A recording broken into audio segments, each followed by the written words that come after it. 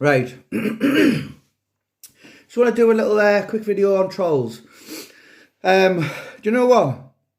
People think with trolls, you've got to be this film star. You've got to be, you've got to be a footballer. You haven't. All you've got to be is in the public spotlight. Last 3 years, it's something I've had to deal with on a daily basis. You know, don't get me wrong. A lot of the stuff I get is nice, but in these last couple of years, I've had like people threatening my wife, threatening my kids, basically saying they know what school my son goes to. What else? I'm going to drive a truck through your house. I'm going to rape your wife. I hope you die of cancer. All this kind of stuff. And do you know what? It's come to the spotlight this week because a young kid was sending Ian Wright a load of nasty messages, saying nasty. It was worse than that. There were, it was some despicable stuff like the worst kind of racism possible. This was on Instagram, I think. He was a young kid and basically handed himself into the police a couple of days ago. Now that's that kid's life ruined. There's three things in life you shouldn't be convicted for: sex offences, racism, and drugs. Do you know what? So that this kid who was a school kid is obviously just ruined his whole life. And you know what? It's when I started getting it really bad, I turned to people like I've got a few friends in the media spotlight. I've known Josh Warren for nearly 10 years now, well before he was famous. I've had my chats with him. He's told me about, people saying stuff about his kids. What else was there? James English. He's been a huge help to me. He's told me all kind of stuff he's had. And James's attitude is, do you know what? They're just fucking losers. If nobody hates you in life, then you're not doing anything right. And Steve Rafe, I've just finished writing Steve Rafe's book this week. And the other week, I noticed on Steve's Twitter, he had 24,000. And I had a look the other day, and I think he's something like nearly 39,000. So since this Newcastle takeover, he's had something like 15,000 people, which is great for Steve because obviously he's more in the limelight and he's, and for his business he's in. But also in them 15,000, there's a lot of trolls, and that's the reason why he's had a week off Twitter. So it really gets to people. Do you know what? If I got to a point in life where I was here and I was making fake accounts up to send people, my usual one is, oh, you Mars bar kid, or my recent one, this guy, he's had about 6 YouTube accounts and I keep blocking him. But, there's a saying, Stockholm Syndrome, when you fall in love with your kidnapper. I've actually fell in love with this troll because he keeps messaging me just to tell me I look like a fat middle-aged lesbian. And do you know what? If you're watching this, mate, I actually see your point. I can't even deny. It's like sometimes people will make fake accounts up to message me at like 5 a.m. to like say, you call me an arsehole. And I'm like, I already know I'm an arsehole. So I can't help but admire the tenacity. But some are really, really bad. Some want to talk about your wife and kids and, listen, I wasn't about when Lee Duffy was about, or Paul Sykes, or some of the other books. All I am is just a guy who writes a book. And if it wasn't me, it'd be somebody else. And the trolls, some of the people who have been against my work, would never have any idea of what I've held back. I've held so much back. I've had on record, particularly for the Lee Duffy books as well. I spoke to everyone, you know, and if I haven't spoke to them, they've declined, but I have reached out to everyone.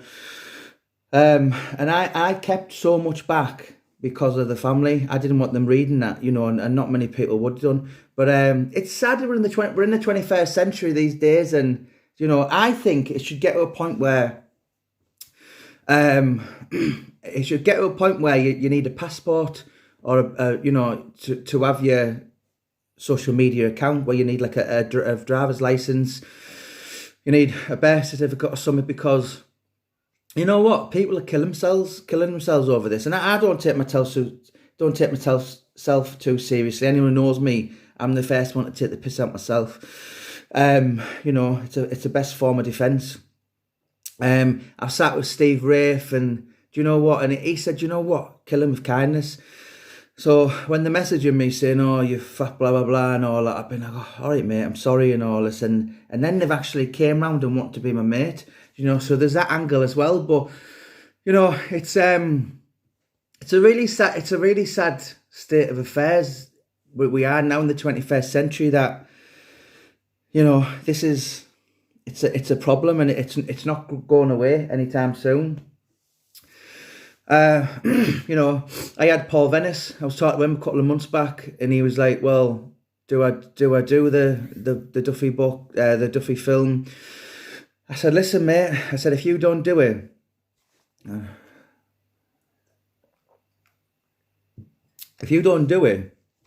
I know personally that there's 150 people in who went for that part." And if you don't get that, if you don't do it, there's someone from London, Manchester, Birmingham. You know, I think it's fate. Listen, if I could become an actor and I was given my first role as a paedophile, I'd take it. You know, so what an actor for Paul Venice. What a part for Paul Venice to play than the South Bank lad. You know, because people think it's a Lee Duffy film. It's not. It's a film on the Seas. But I can assure you that when that film comes out, and it's made by Gary Fraser, who made Trainspotting 2, it's going to be massive. It'll be Leicester Square. You know, there'll be millions of pounds spent on it, and that's really going to be life changing for Paul. You know, he's hasn't got any, you know, he's not loaded by any means. He still lives in South Bank. So to have his first part as Lee Duffy in his first acting role, you know what? People would give their limbs for that. And I speak to Paul often, and I said, you know what? I don't think you realise what you've been offered. You know, and it's nice because Paul's a really humble guy, very likeable. You know what? But it's really sad how, you know, I don't get it as bad on Twitter and I don't get it as bad on Instagram. But I have it really, really bad on Facebook, and I get it really bad on YouTube. Like, oh, you know, you know, just, and I think, why? You don't even know me. There was one guy, I won't mention his name, but he was slagging me off on YouTube. It was a guy called Bill from Billingham, and I tracked him down, and I said, why are you messaging me? Why are you saying all that? You know, I was, God, if you think of the worst things you could be called, I was that. And I messaged him, and I said, why? Where have you got that from? And he's from Billingham's, guy, and he said, oh, well, I've heard loads of things about you. And I'm like, wow, do you know what I mean? I was just like, you should never underestimate if the predictability is stupidity. And nothing I said to him made any bit of difference. And I was just like, you know, and that's what you've got. You've got people in life. The biggest thing at the minute is I'm grass. I've never grassed anyone up in my life. 20 years ago, I went to prison. Anyone who knows me this, and the police said, tell us who your mates are. And Jimmy Watson said to me, oh, you know, go guilty, you'll get 6 to 9 months. I kept my mouth shut and I got 18. I was a daft young lad. Big fight in the Middlesbrough town centre, was in the papers and everything. 15 of us, I was going to got pulled out. Uh, I got described as a black shirt, white shirt, but they were basically describing some of my mates, and but that's the biggest thing now is mud sticks, and for me as a true crime writer, it would be suicide. I've never went to police in my life. I wouldn't dream of it. But you've got the jealous, pathetic idiots out there making things up, and as much as I love Middlesbrough, I've lived there for most of my life, albeit times in Scotland. But as much as I do like the place, it has a really silly mentality that, do you know what? It just pulls people down. It doesn't like to see anyone do well, And I've read, right. There was a post last year, and there were about 350 comments, and about 250 of them were bad. And I was reading comments on people I thought liked me. And the worst instigator was Middlesbrough's biggest drug dealer. Never had a job in his life. Out selling crack and smack. The fucking absolute lowlife. And how the hell can you have the audacity to try and you ruin society? All them girls on the game in Union Street, you are responsible for them.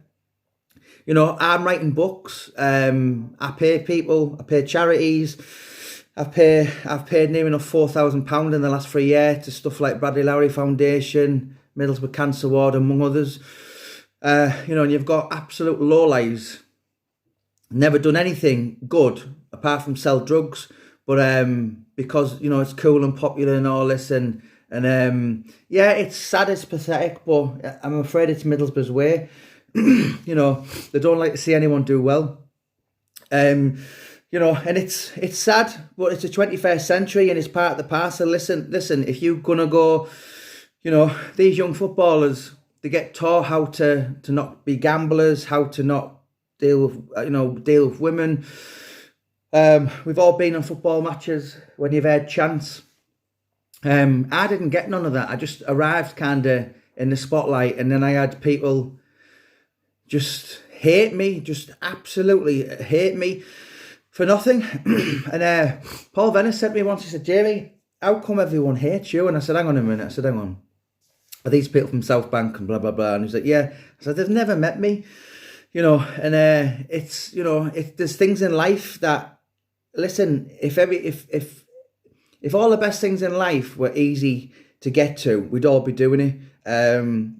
It's like, anything in life worth getting for and, building a name up and becoming a somebody is hard work. It takes years of hard work, dedication.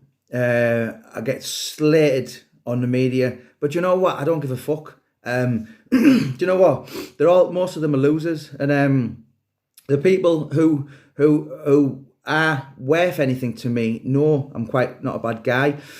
And it's not going to stop. I've had all kinds. I've had absolutely all kinds phoning me. Rah, rah, rah, rah, I'm going to do this. I'm going to do that. And I'm like, listen, no one's bullying me. You're not going to stop me doing what I wanted. I was 40 last month, and I've got my 15th book out next month. Touch wood. There's 100 books in me. There's loads of documentaries in me. I've got a plan, and that's to really put my name, up there. Work hard for my family. There's a saying which I used for Paddy Maloney's book, Oscar Wilde. Every sinner has a past, every saint has a future. Or they were one of the way around. But I don't write books to glorify them. If you've read Brian Cockle's book, do you know what? One thing that jumps out in that book is regret. He could have had it all, but he fucked his chance up. He could have become the world's strongest man, but he's known for a different reason. And Brian's in his mid-50s these days, and he's got to live with that. He should have been up there with the Eddie Halls and the Jeff Capes, but he's not. And he lives with that every day. And I on a weekly basis. One week I had a 63-year-old man the other week. Really, he liked me before, and then all of a sudden he hated me. And telling me it takes 4 years to write a good book. Well, listen, I've just written 13 in 3 years. And 7 of them were bestsellers. You don't, I had one lad the other week, about 9 stone, 19, want to fight me in a park. What else was there? A 60-year-old man want to fight me. The day I go out and react is the day I'm all over social media, I'm in the papers. And I just can't do it anymore. I had one guy the other day messaging me, will Brian Cockle fight Mickey Theo because John Fury has pulled out? Brian's no longer into that. He's only involved in positive things. And the day I am involved or get involved in any, even arguments, I see my name being talked about all the time. And Oscar Wilde said there's only one thing worse than being talked about, and it's not being talked about. So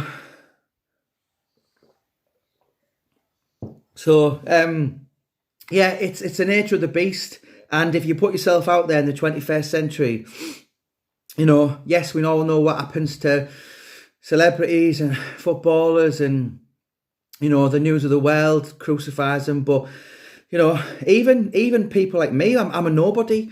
People like Steve Rafe, James English, we're kind of like, we're not far from famous, but, we're in the spotlight on a daily basis. And the reality is we live in a really, really horrible world, so, yeah, it's you just got to really grow an extra thick skin. I have my wobbles. Well, I'll go to bed for a day too. And, Neil Booth, he's literally become my best friend now. And he said, Jamie, your skin's like a rhino's.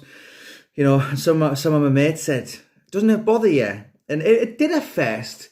But you just get used to it, and anyone who means anything to me knows I'm not a paedophile, I'm not a rapist, I'm not a what else am I? I'm not a sexual deviant. Oh God, I could go on all day. Do you know what? But people stick, and do you know what? If people are slagging you off, right? Which I get it daily on YouTube, and then my wife gets it now. If they're slagging you off to call me a pamo man and a lesbian, and they're already below me, do you know what I mean? It's like, I'm 40-year-old. I got called boiled egg as a kid. I got called slug lips because I've got big lips. Lip liner, because when I'm clean shaven, I've got really big lips. So, and that's what it's like. It's just like that. Do you know what I mean? It's like, you can have go, oh God, shit. Can't believe people are slagging me off. Listen, if me, Steve Rafe, anyone who gets, if you're getting trolled, right? Ask yourself this. If you were working in Asda, stacking shelves, and listen, there's nothing wrong with stacking shelves. I was working in Asda 7 years ago, stacking shelves for a year, night shift. Listen, I've got a family, but if I went back to doing that and being a bouncer or, being a forklift driver, I never used to get anything, when now people hate me on a daily basis. And it's a sign of success. Being hated is the new loved. So listen, if anyone needs some advice on it, I'm not an expert, but listen, I've learned how to live with it. If you inbox my page, Jamie Boyle, or for Filmmaker on Facebook, we can have a chat. I can give you some, I can really give you some invaluable advice, because I've got it off the people, Josh Warrington. Josh Warrington's the nicest man in the world. I've known him well before he was famous. Literally just when he was pro, no one in the world knew him. And he gets it, and you think, hang on a minute, if people like Josh Warrington, Ricky Burns is another really, really nice guy. He gets it. So listen, Mother Teresa was alive, she would get it. Listen, Jesus had 12 followers, and Hitler had millions. So it's the way of the world, and unfortunately, people, it's a horrible, wicked, malicious, vile, evil world we live out there. Sorry, my apologies. I've got a bit of a dicky nose. If I'm sniffing, I'm not on drugs. If any, if any of the trolls want to, I had my nose rebuilt years ago. I need it doing again, but I've been putting this operation off. So yeah, if I'm ever if I sat like that, I'd be all right. So that's one of because there might be some comments saying I'm on drugs or something. But do you know what? I'll just tell you the story before I go. I've got this guy who absolutely hates me. I won't mention him, but I'll just call him a failed author from Wakefield, right? And I never done a thing to him. And one day he woke up and just started threatening me, all this kind of stuff. My publishers seen all this. We had the same publisher, so basically my publishers got rid of him. He's now got no publisher. But everyone around that circle said I didn't do nothing to him. But the only thing that made him hate me was jealousy. And he, it's just his book. He's done one poxy illiterate book. Doesn't do nothing. And we did our first books at the same time. And obviously I went on to become a success. He now spends his time going to the Sayers, going to Chris Lambrianou, going to Jason Alday, was the guy from the GHQ magazine I did an interview the week. Goes to Gary Shaw, Roy Shaw's son. Went to, what else did he went? He went to Graham Seed, Ronnie Richardson, Charlie's wife. Anyone I'm kind of close to doing books with, he goes to sabotage it, to slag me off. And you know what? The most ironic, laughable thing is this guy is a convicted rapist. He was convicted of rape in 1994.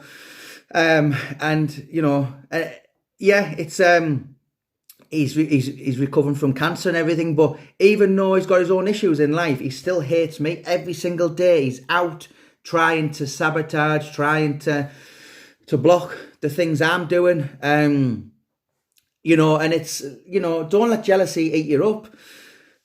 You know what? Listen, look at yourself. We can all sit here and think, oh God, look at him. His wife's gorgeous. He's a millionaire. People's lives aren't brilliant as what they make out. Just concentrate on yourself and you'll slowly but surely get yourselves better. Don't become mentally ill like that guy because, the cancer's not eating him, it's me. And the funny thing is, I've never done a thing to him, so, and the funny thing is, he went to the police about me, as he went to the police about other people, but the police came, seen I didn't do nothing to him and told him to go away. He's just become absolutely obsessed with me, and you know what, we can all become like that if you let it. So focus on yourself. Read Brian Cockrell says about Joe Dispenza. I follow like the Buddhist monk stuff. Don't kill a spider, because if you do something negative, it all comes back on you in life. And that's the way I try to live my life. Kind of just do good, and in 15 years' time, something. If you've helped one guy, that will come along and help. Say prayers every day. I do. So it's a horrible world we live out there, guys, but it's not going away anytime soon, and it's only going to get worse. But let me just ask you, you've got two questions, right, before I go. Two options. You can either run away and hide and never say anything, don't do nothing in life, don't become a success, just hide in the corner, or you can get yourself out there, do something. People will call you weird and horrible and slag you and ridicule you and laugh at you, but you're doing something with your life. And you know what? Them people who are like that, they're already beneath you. They're already jealous of you. 9 times out of 10, I look at my trolls and I think, you're on the dole. You're a woman beater. You take drugs every weekend. They don't even like themselves, so they're not going to like you. I just wanted to say as well, the 3 people who really put me in this state of mind is Steve Rafe, Josh Warrington, and James English. I've sat with them guys, and they've really given me some pep talks when I've really been down. Do you know what? If it wasn't for them, they've really given me a kick on the fat backside and said, you know what? Fuck them. You're better than that, and get up. And I'm going to continue to do it. So, you know what? For all you people out there, listen, I know I look like a lesbian, but there's nothing I can do about it. You know, I'm no longer the flyweight I was as a young boxer. I'm trying to lose weight. Do you know what? But if that's all you want to slag me off about, then yeah, I can live with that. Do you know what I mean? So yeah, it's you know, it's life, and we all get it. Listen, we've all got faults, you know, and you just try to do the best that we can be. If that, you know, if you're out there and you're a milkman, I don't know, if you're working boys, you know, there's nothing but, you know, I'm glad mental health is being spoken of in the 21st century, because a few years back, you know, even as far as 5 years ago, excuse me, it wasn't that spoken about. And, you know, if you were down and you were depressed, people were like, oh, behave, you puff, and all this. When now it's good. You see all the stars, you know, you see people like Tyson Fury, Ricky Hatton, even people I personally know on a close level, like Brian Cockrell.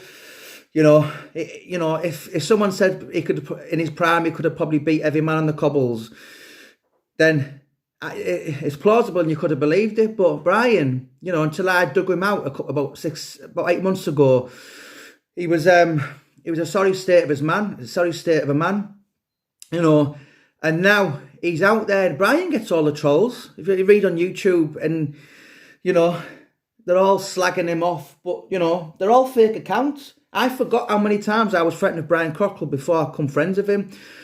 I was threatened with Bernie Slavin. I was threatened with Freddie Flintstone. All fake accounts.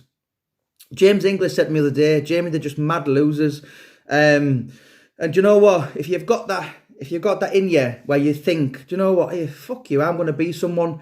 Then you won't go far wrong, guys. So love yourself, because no one will love you unless you love yourself. So do good around you.